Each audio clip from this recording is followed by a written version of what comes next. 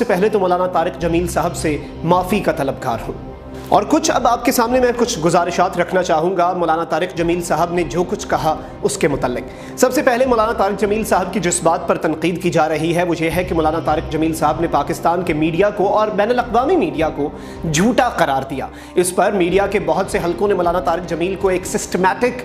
جو کیمپین ہے ڈیفیمیشن کی اس کا نشانہ بنایا۔ سب سے پہلی ایک میں بات کرتا چلوں، میں بھی میڈیا کا حصہ رہا ہوں اور انتہائی افسوس سے مجھے یہ کہنا پڑ رہا ہے کہ ہمارے میڈیا میں یہ اعتراف سمجھ لیں آپ کہ ایک ایسا حصہ موجود ہے جو سچ بھی نہیں بولتا اور جھوٹ بھی نہیں بولتا، بلکہ جھوٹ سے بھی ایک نیچے کا حصہ ہے، نچلا حصہ ہے، اس کا ارتکاب کرتا ہے، اور وہ ہے حقائق کو مسخ کرنا، توڑ مروڑ کے پیش کرنا، پروپیگنڈا کرنا اور ایسی کیمپینز کرنا جو کہ لوگوں کی ذہن سازی کر سکے۔ دوسری اہم چیز جو مولانا صاحب کی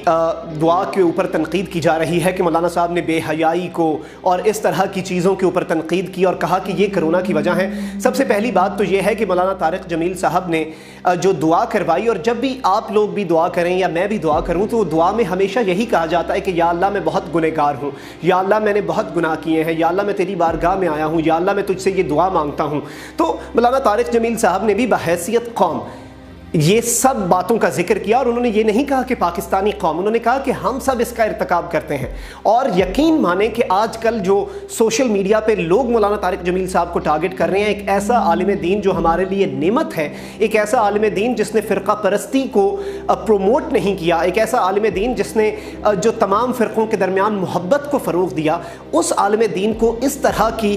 چھوٹی سی بات پر ٹارگٹ کرنے پہ میں صرف یہی کہنا چاہوں گا کہ جو سوشل میڈیا پہ کچھ لوگ نام نہاد دانشور، نام نہاد لبرلز اور یہ ایف اے پاس اور اے لیول فیل جو طبقہ ہے جو مولانا طارق جمیل پر تنقید کر رہا ہے، وہ یقین مانے اس نوجوان، اس شخص اور اس عالم دین کا مقابلہ نہیں کر سکتا جس نے نوجوانی میں MBBS کے فائنل ایئر کو چھوڑ کر مذہب کے لیے اپنی زندگی قربان کر دی اور اسلام کا راستہ اس طرح سے چنا کہ جب وہ عالم دین بنا، جب وہ ایک انفلوئنشل شخص بنا تو اس نے کبھی نفرت کی بات نہیں کی، اس نے ہمیشہ محبت کی بات کی، اس نے ہمیشہ سلامتی کی بات کی، اس نے اسلام کا وہ چہرہ آپ سب کے سامنے لانے کی کوشش کی جو اسلام کا حقیقی چہرہ ہے۔ اس شخص کو آپ اس طرح سے ٹارگٹ کر رہے ہیں، اس شخص کو آپ اس طرح سے نشانہ بنا رہے ہیں، صرف اور صرف ایک دعا جو اس نے آپ لوگوں کے لیے کروائی، ایک ایسی بیماری جو کہ بلا شبہ اللہ کا عذاب ہے، جس کا نہ علاج مل رہا ہے نہ ویکسین مل رہی ہے، اس بیماری کے اوپر اس شخص کے اوپر تنقید کی جا رہی ہے کہ اس نے اس کے لیے دعا آپ لوگوں کے لیے کروائی،